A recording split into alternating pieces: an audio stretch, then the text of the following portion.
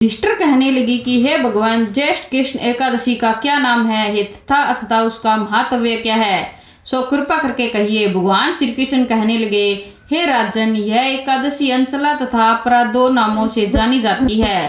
पुराणों के अनुसार ज्येष्ठ कृष्ण पक्ष की एकादशी अपरा एकादशी है, क्योंकि यह अपार धन से देने वाली है। जो मनुष्य इस व्रत को करते हैं वे संसार में प्रसिद्ध हो जाते हैं।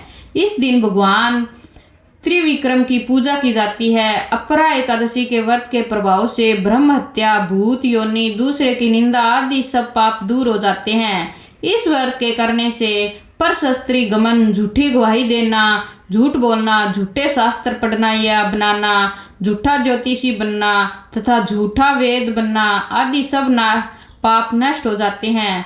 जो क्षत्रिय युद्ध से भाग जाए वे नरकामी होते हैं, परंतु अपरा एकादशी का यह व्रत करने से वे भी स्वर्ग को प्राप्त होते हैं। जो शिष्य गुरु से शिक्षा ग्रहण करते हैं फिर उनकी निंदा करते हैं वे अवश्य नरक में पड़ते हैं, मगर अपरा एकादशी का व्रत करने से भी इस पाप से मुक्त हो जाते हैं।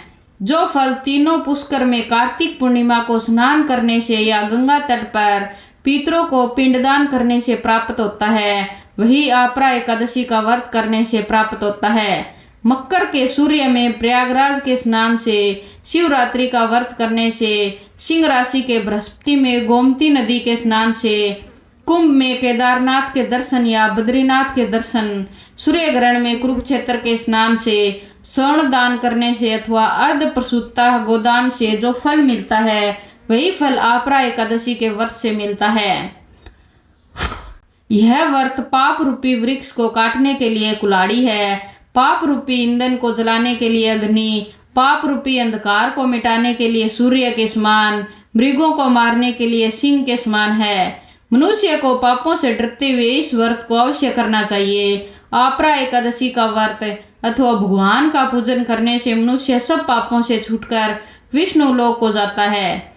इसकी प्रचलित कथा के अनुसार प्राचीन काल में महिध्वज नामक एक धर्मात्मा राजा था। उसका छोटा भाई व्रजध्वज बड़ा ही क्रूर, अधर्मी था, अन्यायी था। वह अपने बड़े भाई से द्वेष रखता था। उस पापी ने एक दिन रात्रि में अपने बड़े भाई की हत्या करके उसकी देह को एक जंगली पिंपल के नीचे गाड़ दिया। इस अकाल मृत्यु से राजा प्रेत आत्मा के रूप में उसी पिंपल पर रहने लगा और अनेक उत्पात करने लगा। एक दिन अचानक धौम्य नामक ऋषि उधर से गुजरे। उन्होंने प्रेत को देखा और तपोबल से उसके अतीत को जान लिया। तपोबल से प्रेत उत्पात का कारण पूछा। ऋषि ने प्रसन्न होकर उस प्रेत को पीपल के पेड़ से उतारा तथा परलोक विद्या का उपदेश दिया।